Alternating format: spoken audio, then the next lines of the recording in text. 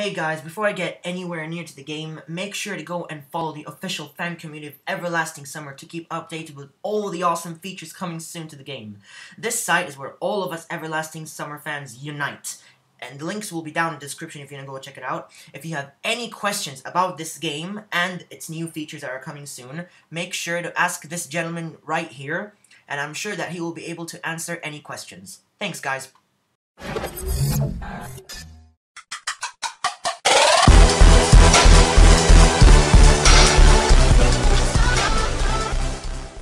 Hello everybody, my name is AFHGaming and welcome back to some more Let's Play Everlasting Summer! Okay, let's continue the story. We're now at the infirmary, ready to see what's gonna happen. Hi there, Pioneer. She came closer. You must be sick. Did you come for medicine?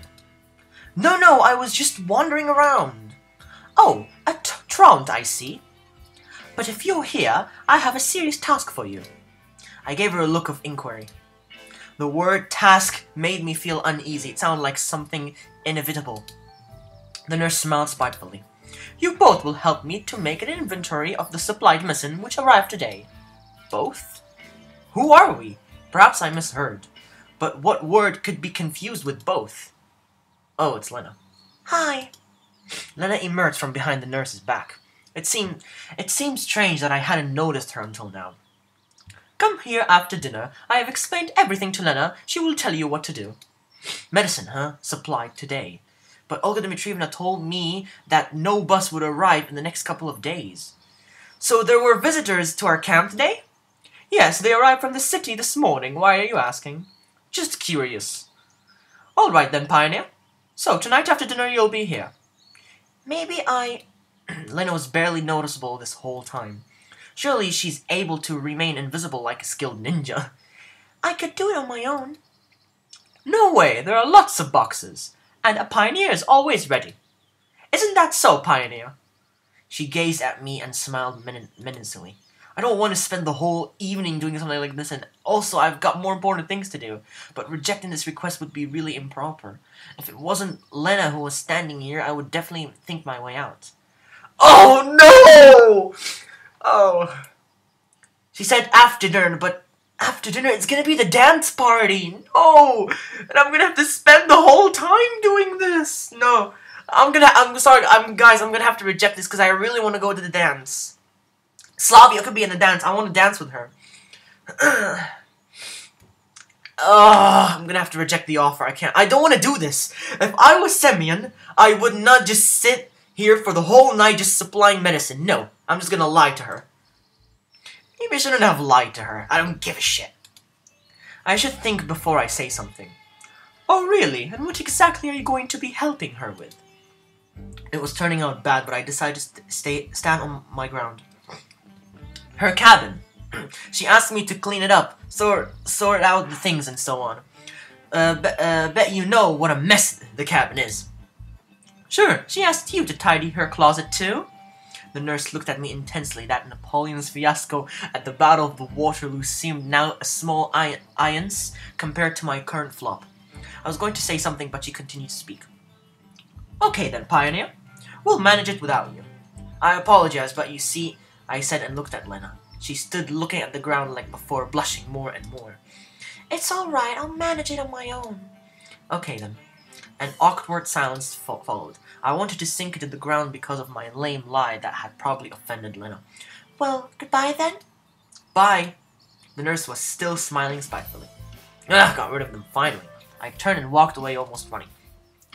Though in fact, I really wanted to run. Common sense advised me not to. I came back to the sentence when I reached the square. So what's next? I decided to visit my cabin in order to collect my phone. I don't know where I'll find myself today, but having a watch is always useful. Though having a wristwatch is much easier. Suddenly I heard a different tune, which was cutting through the usual noise of the camp. I listened to it carefully. Sounds like an electric guitar. 3 repeated chords, no more.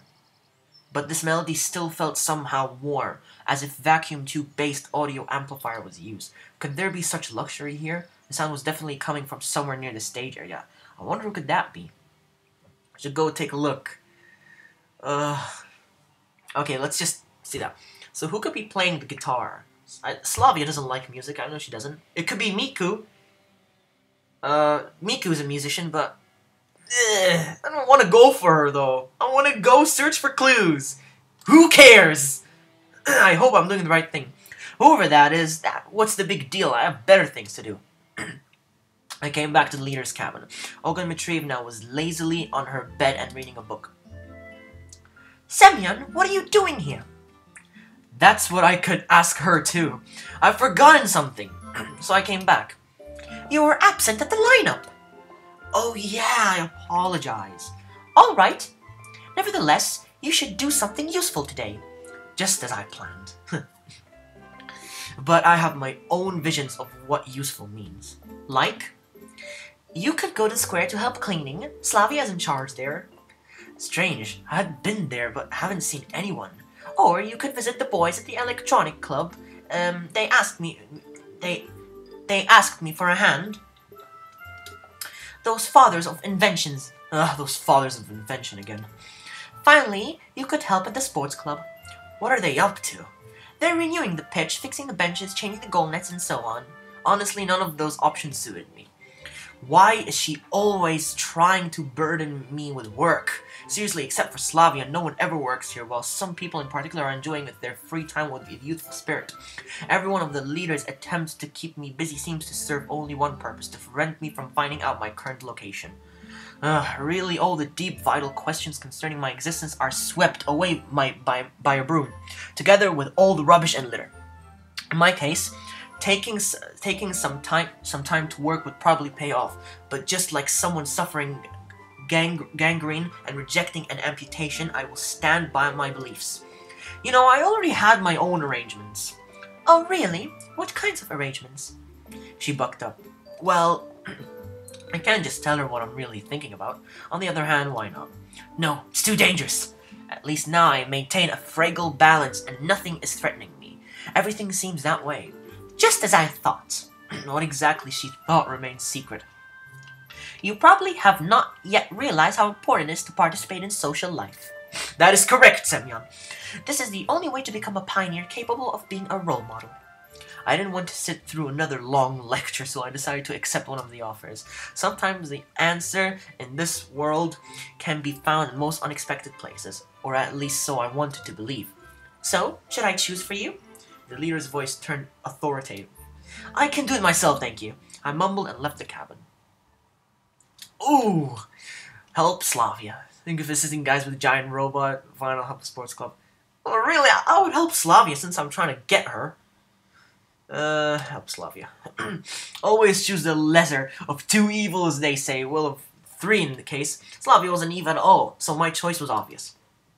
Any rational being keeps his house clean, but I usually perceived house cleaning as somewhat akin to gym workouts. Yeah, it's good for you, but not my sort of thing at all. However, I like the ideas of painting benches or of helping two future geniuses of Russian or Soviet science even less. There were about a dozen pioneers at the square. Where did they all come from, I wonder? I approached Slavia. Hi there. Oh, hi. You've come to help? Well, not of my own free will, of course. I thought it over again. I see. Take this broom. Your area is right next to the monument. Frankly speaking, there was nothing to sweep there. It seemed pretty clean to me, though some rubbish was still laying around. After sweeping for a while, I came back to Slavia, who was sitting on a bench and taking a break. What a nice day, eh? Yeah, though it's a bit too hot. She shaded her eyes with her hand and looked up at the sky. You're like a tireless worker of communist labor. Oh, come on. I just like to help others. That's good. And what about you? What about me?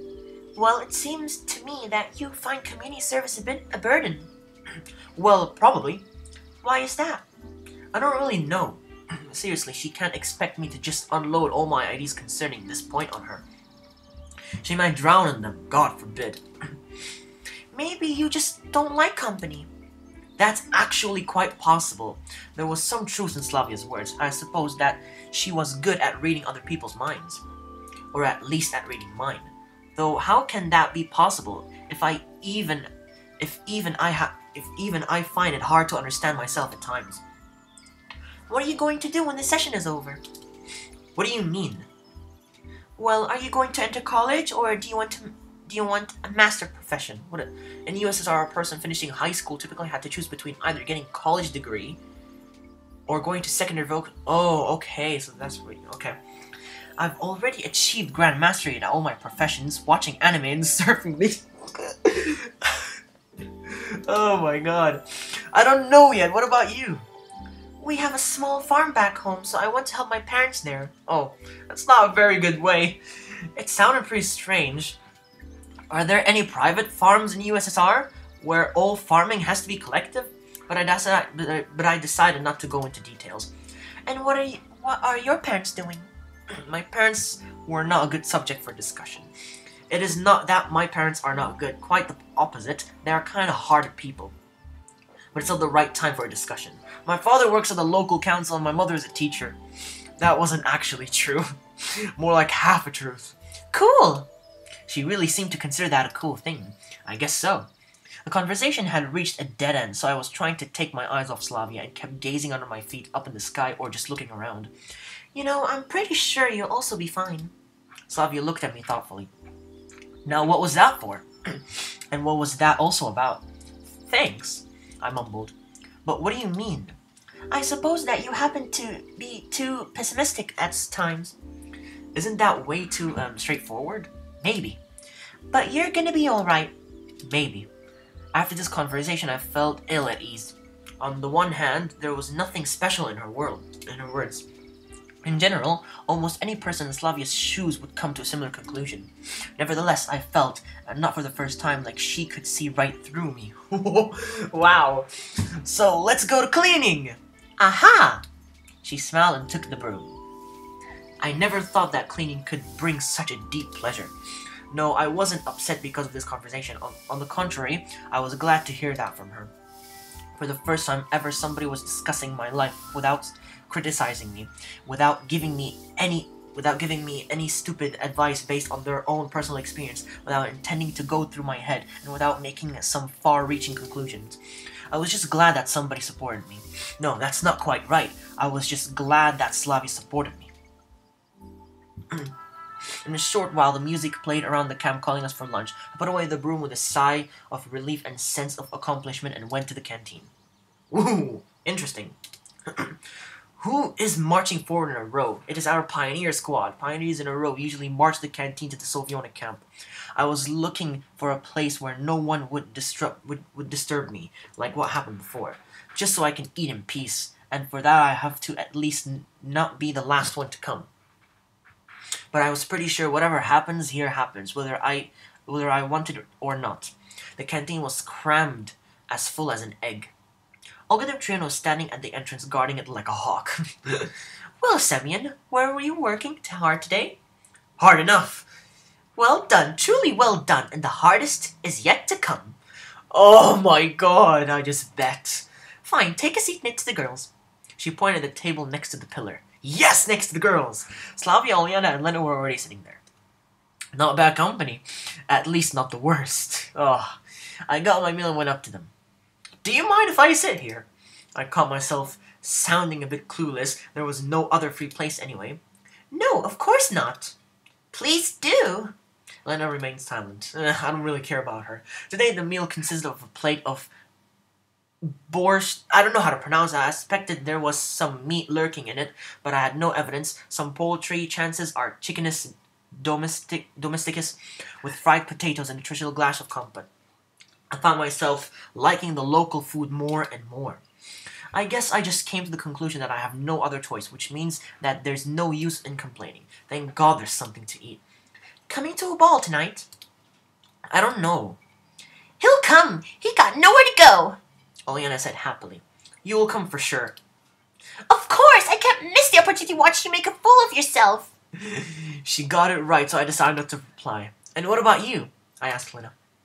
Yes. She replied briefly. She's not very talkative. See? You should go then. You should go too then, said Slavia, as if leaving me no choice. Don't forget to wear your tailcoat! Apparently Olyana was so pleased with her joke that she laughed out loud. But I really had nothing to wear. My wardrobe was just a pioneer uniform and my winter clothes, which would be inappropriate even in the evening. And what will you be dressed in the in trainer? Secret! Will it be just a dress like in the kindergarten matinee? Aliana turned red. Looks like I managed to offend her. No, I will wear a biohazard suit, just so I don't catch an infection from you. I wonder what kind of infection are you afraid of catching from me? Enough, you guys, don't quarrel. Idiocy, of course. Does it mean idiocity? I think that's a spelling mistake, I don't know. Looks like Aliana was highly pleased with her as she thought, brilliant answer again. You know, if you already have the flu, you can't catch a cold. To play at that game. What are you implying? Oh, nothing at all. I looked away slyly. Do you mean that? She went red again. Where her face isn't red, I don't mean anything. Guys! Given that it was Lena who interrupted, it probably really was time to stop. You're asking for it, you're gonna get it! What? You'll finally wise up? Uh-oh. Uh-oh. Instead of replying, Oliana grabbed her plate filled with brush and tipped it over my head. This game met an unexpected finale. Oh, you little... She jumped up and tried to run away. This time she won't get away. I grabbed her hand. Yes, finally!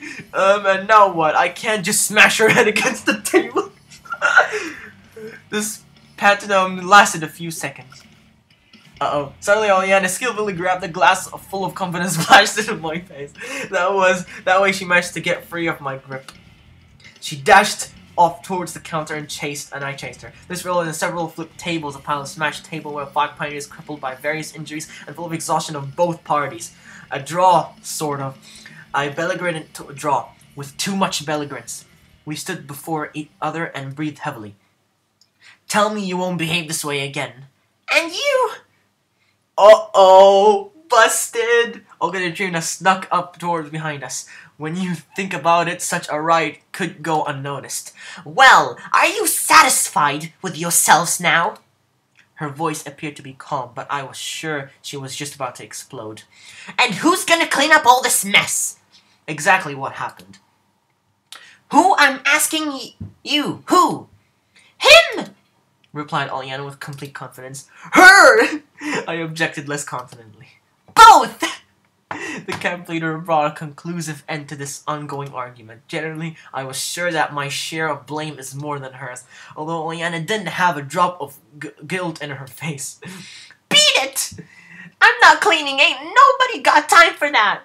This is his fault, he started it first. No, it isn't. Oh, yes, it is. I'm not going to sort out all this nonsense. Semyon, go grab a mop, a bucket, some cloths, you know what kind of stuff in the closet. And as for you, she looked at Oliana with such burning gaze that I felt a bit sorry for the girl. You! Start to pick up broken tableware immediately. Olga Dmitrievna took a deep breath and continued. You're nothing but trouble. How many times have I told you? I decided to skip the lecture and went to the closet that appeared to be near the exit. Suddenly, a perfect idea flashed in my head. Why don't I just run away? Sure, Regina has caught us already, but I'm not the one to blame. Of course, I'm not the true pioneer she keeps talking about, but in comparison to Oliana, anyway, she's the principal culprit. It's not like I have nothing better to do than clean up the mess here. I have to seek answers. The truth is out there somehow flashed through my mind. Oh, no! This is so hard, it's getting difficult. If I run away, I am gonna get in so much trouble. I don't want to, but at the same time, it's not my fault. I didn't start this mess, she started it. So, I'm gonna run away and let her clean up, because she deserves it. Run away. The solution came out with thin air. While Olga and Trina was scolding Oliana, I snuck to the exit, thank goodness it was nearby. Slipping outside, I hesitated for a few moments and ran into electronic. Looks like he was working till late at the club. Where's the fire? Fire? My shuttle is leaving in 10 minutes. What? Hey, wait! Electronic's words hung in the air behind me. I ran off towards the square. It's definitely not the best place to hide. Indeed, in a state of stress or fatigue, I frequently started talking to myself. Well, not really talking, but rather mumbling under my breath. It helps me to concentrate and find the right solution quickly. Okay, where to next? Where should I go? The best place would be one with the least amount of people. Consequently, my way lies in the woods. Half a minute later, I was already relaxing, sitting up in a stump near the forest trail. That was one hell of a getaway. I hope that will teach Oleana to behave. Indeed, she's not a child anymore. Well, sad but true. Not a child anymore. Now a thought crossed my mind. I might have sort of mishandled the whole situation. A fair share of that broken tableware is because of me. Moreover, one might mention that I didn't have to engage in that mess at the beginning. It got me thinking. How's the weather? Oh, it's Slavia, yes! Slavia stood right before me. How does she manage to sneak up unnoticed? Thank goodness it's not all gonna retrieve them. Oh my god, if it was her, I'm so boned. Fine. Those were the only words I managed to squeeze out from myself. I thought I'd find you here. Why? I'm not sure, it's just... She looked up at the sky. There are a few people around here. Does Slavia really think I have some sort of social phobia? On second thought, she actually has a good reason to think so. And what are you doing here? Looking for you. She smiled again, but this time her smile looked a bit different, a little friendlier, I guess. Me? Why? Can't you guess? I braced and prepared for a harsh lecture. I understand that you're guilty to a lesser degree than Oleana. Now the camp leader's assistant is defending me. Yes! Someone who supports me! I felt even more pathetic. Damn, get serious, we're not playing bad cop, good cop here. But if I grant that you aren't gonna help her, you can at least help me. Saying that, Slavia looked up in the sky yet again. I wonder what she's looking up there. And what do I need to do? We have to reorganize the books in the library. It's a better way than disciplinary enslavement together with Oleana. And anyways, it was an offer I couldn't refuse. I'm all at your service, mademoiselle or madame. She laughed. Then follow me, monsieur. That is so cute! In a couple of minutes, we were in the library. They both make a good couple. All the way, I kept looking around in fear of meeting Olga Dimitrievna. It looks like Slavia didn't notice my anxiety. And still, it's quite odd that she hasn't scolded me. Well, if we are to continue our analogy, Slavia is definitely the good cop. Yes. Am I the bad cop, though? I think I'm acting bad.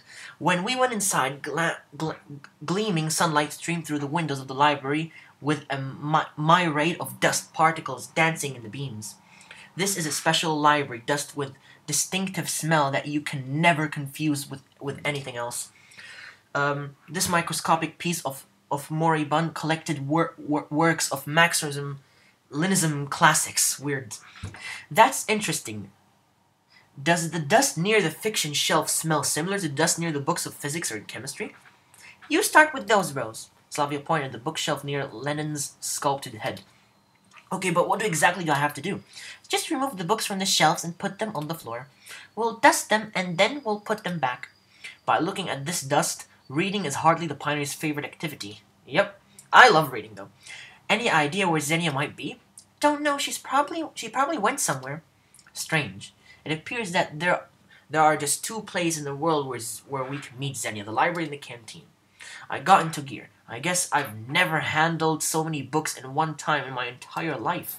Anyway, I'm much more used to reading from a computer screen or a tablet. Yep, social life on a computer is very bad for you. Firstly, there is no need to pay for electronic books, and secondly, you cannot find everything in print form.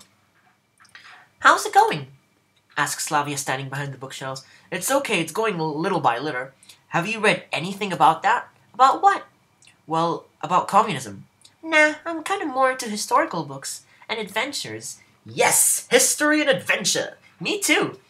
Well, historical lecture wasn't exactly my favorite, but the class struggle under socialism was no match for it. Hey, don't hold a grudge against Oleana. I don't. Indeed, I felt that's a spelling mistake. Mostly recovered from the incident at the canteen. Besides, I managed to cleanse myself of lunch leftovers in the forest lake. It's not like she's doing all that out of spite. Out of spite or not, one should think through one's own actions. Whatever. I kept moving around dozens of books written by people totally unknown to me. Well, I guess we're all out of time! Oh my god, I know you guys want to find out more of this story, but I'm afraid we're gonna have to just stop here for now. Anyways, thank you guys so much for watching. If you enjoyed this episode, leave a like and subscribe to join the AFH Army, and I'll see you all in my next video. Adios!